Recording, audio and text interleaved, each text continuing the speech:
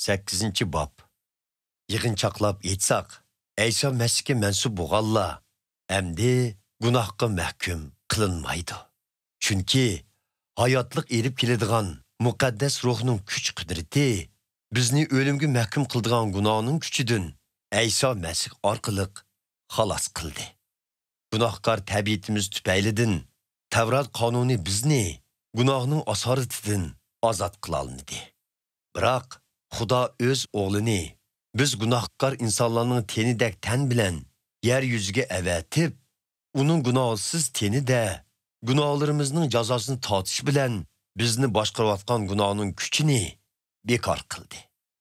Buning bilan gunohkor tabiatimizga emas, balki muqaddas ruhga bo'ysunadigan bizlar orqali Tavrat qonunining odil talablari amalga oshirildi. Gunohkor tabiatiga bo'ysunadiganlar shu tabiatiga xos orzu-havaslarni o'ylaydi. Muqaddas ruhga bo'ysunadiganlar bo'lsa, muqaddas ruhga xos ishlarni o'ylaydi. Bir odamning gunohkor tabiati uning o'y fikrlarini boshqarsa, bu u odamga mangulik o'lim elib keladi. Ammo u odamning o'y fikrlarini muqaddas ruh boshqarsa, bu uningga hayotlik va omonlik elib keladi. Bir odamning gunohkor tabiati uning o'y fikrlarini boshqarsa, u odam Xudo bilan dushmanlashgan bo'ladi. Chunki u Xudoning qonuniga bo'ysunmaydi, ham bo'ysunolmaydi. Gunohkor tabiati tarafidan boshqarilganlar Xudoni xursand qila olmaydi. Biroq sizlarga kelsak, Xudoning ruhi haqiqatan qalbinglarda yashaganlikdan gunohkor tabiatinglarning boshqarishida emas, balki muqaddas ruhning boshqarishida turibsizlar. Qalbida muqaddas ruh, ya'ni Ayso Masihning ruhi bo'lmagan odam Ayso Masihga mansub emasdir. Teninglar gunoh tufaylidan o'limning ilkida bo'lsa-mu, ammo qalbinglarda Ayso Masih bo'lganligi uchun sizlar Xudo tarafidan haqqoniy odam deb jakorlanib, ruhinglar hayot bo'ldi. Xudoning ruhi Ayso Masihni o'limdan tirildi. Bu ruh sizlarning qalbinglarda yashaydi. Ayso Masihni o'limdan tirildigan Xudo qalbinglardagi o'z ruhi orqali sizlarning chirib ketadigan teninglarga hayotlik ato qiladi. Shuning uchun qarindoshlarim, gunohkor tabiatimizga bo'ysunib yashashga emas, muqaddas ruhga bo'ysunishga qarzdormiz. Chunki gunohkor tabiatinglarga bo'ysunib yashasanglar, mangulik halok bo'lasizlar. Lekin muqaddas ruhga tayinib, gunohkor tabiatinglar orzu qilgan gunohdan qo'l uzsanglar, mangulik hayotlikqa erishsizlar. Xudoning ruhining yetakchiligida yashaganlarning hammasi Xudoning farzandlaridir. Endi sizlar qabul qilgan muqaddas ruh sizlarni qul qilib, qul xo'jayindan qo'rqqandek qo'rqinishga solmaydi. Aksicha, sizlar bu muqaddas ruh orqali Xudoning e'tivolab beqib olgan farzandlari bo'lib, Xudoni "Ey so'yimlik ota" deb chaqira oladigan bo'ldinglar.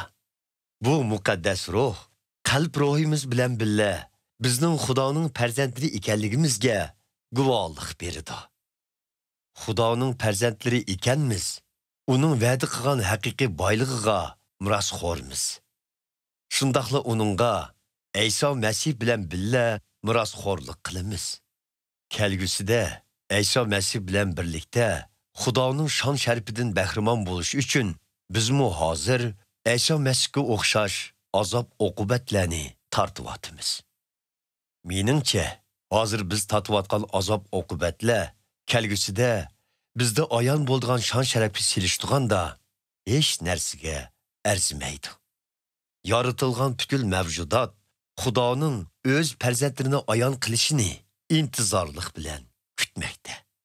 Chunki butkul mavjudot o'zi haqidagi ko'zlagan maqsadiga erishalmagan edi.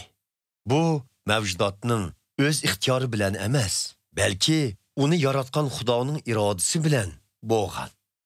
Şundaq bolsunmu, yaratilgan bütkül mavjudotda kirib tugashdan qutulib, Xudo farzandiga beradigan sharaflik erkinlikdan bahramon bo'lish umidi bor edi. Ta hozirgacha bütkül mavjudotlarning xuddi to'lg'oq azobi tatiyotgan ayoldek urayotganligini bilamiz. Faqat bütkül mavjudotlar emas, hatto muqaddas ruhning qalbimizga selinishi bilan Xudoning kelgusida beradigan shon sharafini tetib baqqan bizlarmi dilimizda urmoqdimiz.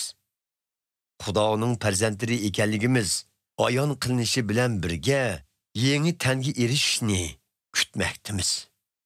Qutqizilgandan beri bizda mushundaq umid bo'lib kelmoqda. Umid amaliyotga aylanganda u umid bo'lishdan qoladi. Kim u amaliyotga aylanganni qayta umid qilsin. Biroq biz texi amaliyotga aylanmaganga umid bog'ilgan ekanmiz. Uni sabrchanlik bilan kutimiz. Uning ustiga muqaddas ruh bizning ojizligimizni bilib, bizga yordam qiladi. Biz qandoq duo qilishimiz kerakligini bilmaymiz. Lekin muqaddas ruhning o'zi so'z bilan ifodalagisiz urush orqali biz uchun Xudoga murojaat qiladi.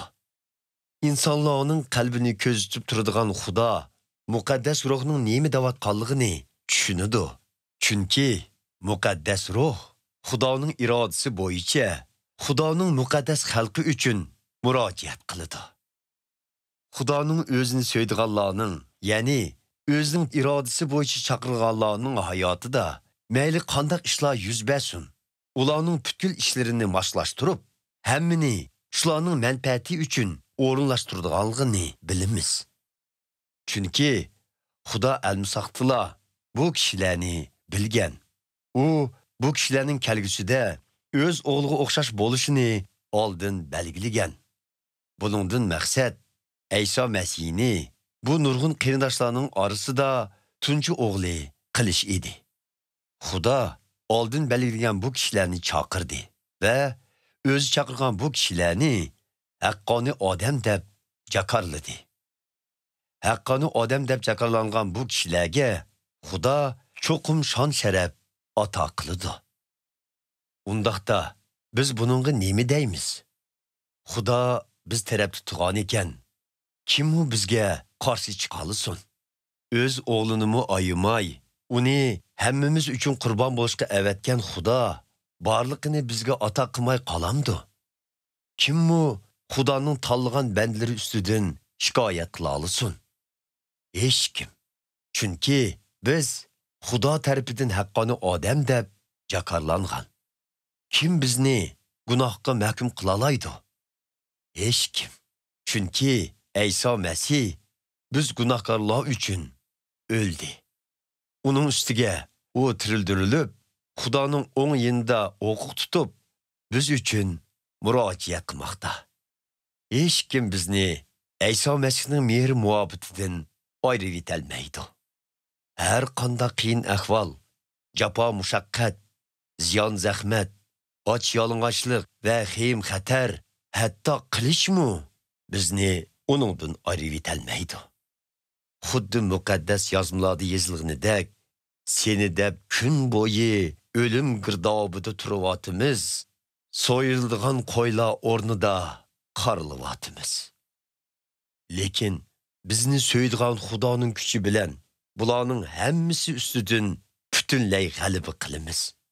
Shuningga qat'iy ishonamanki, o'lim yoki hayotlik bo'lsin, farishtalar yoki jin shaytonlar bo'lsin, hozirgi yoki kelgusidagi har qanday ishlar bo'lsin, yoki ruhlar dunyosidagi har qanday kuchlar bo'lsin, yoki butkul koinotda yaratilgan boshqa har qanday bir shay bo'lsin, mayli biz egiz osmonda yoki cho'nqur hongning tegida bo'layli, bizni Xudoning Rabbimiz İsa Masih orqali ato qilgan mehr muhabbatidan ayirib etolmaydi.